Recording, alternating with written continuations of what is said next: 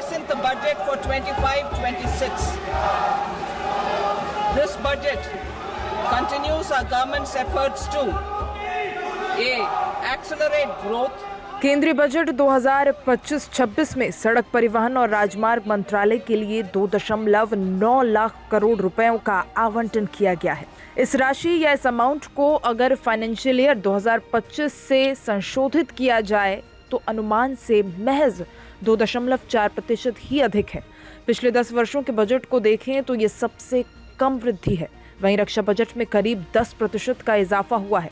सूत्रों का कहना है कि इस मामूली वृद्धि का मुख्य कारण ये है कि मंत्रालय के तहत कई महत्वपूर्ण परियोजनाएं अभी कार्यान्वयन के चरण में नहीं और अब तक कोई नई प्रमुख हाईवे विकास योजना को मंजूरी नहीं दी गई है।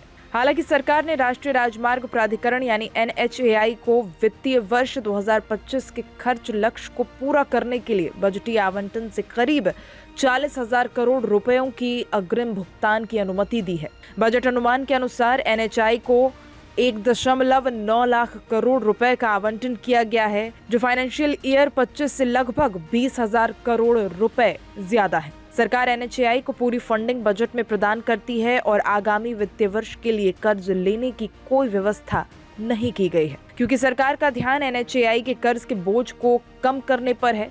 NHAI का कुल कर्ज वर्तमान वित्तीय वर्ष की शुरुआत में 3.3 लाख करोड़ रुपए था, जो फाइनेंशियल ईयर 2025 की तीसरी तिमाही के अंत तक घटकर 2.8 लाख करोड़ रुपए हो गया है। रक्षा बजट में 9.5% की बढ़ोतरी। वहीं बात करें रक्षा बजट की तो इस बार इसे करीब 60,000 करोड़ रुपए की वृद्धि की गई है, तो वहीं पिछली बार की तुलना में इसमें करीब 10% की बढ़ोतरी हुई है। हालांकि विशेषज्ञ इस बढ़ोतरी को कम मान रहे हैं, क्योंकि अब भी ये GDP के महज 1.91 के करीब ही है।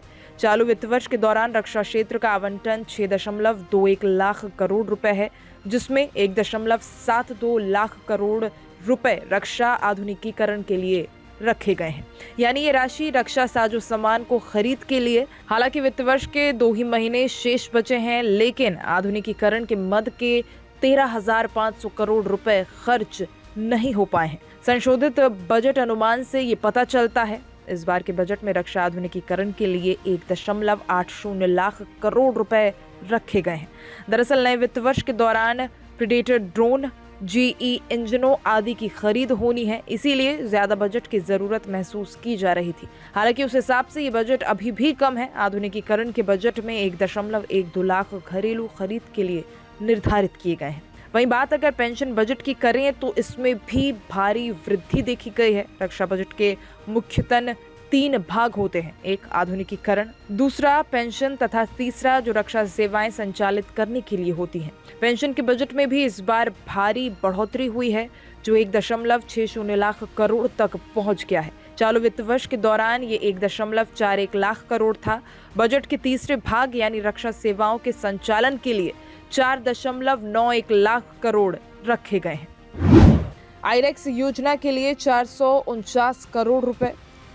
रक्षा मंत्रालय की IDX योजना के लिए 449 करोड़ रुपए रखे गए हैं। इसमें से रक्षा स्टार्टअप को इनोवेशन के लिए धन राशि दी जाती है। सरकार का प्रयास है कि इससे देश में रक्षा उत्पादों में बढ़ोतरी होगी और विदेशों से रक्षा उपकरणों के आयात में कमी आएगी। बीते 5 वर्ष का रक्षा बजट 2025-26 की बात करें तो इसमें 6.81 लाख करोड़ था। वहीं 2024-25 में ये 6.22 लाख करोड़ रुपए था। 2023-24 में 5.94 लाख करोड़, 2022-23 में 5.25 लाख करोड़ और 2021-22 में 5.78 लाख करोड़ था।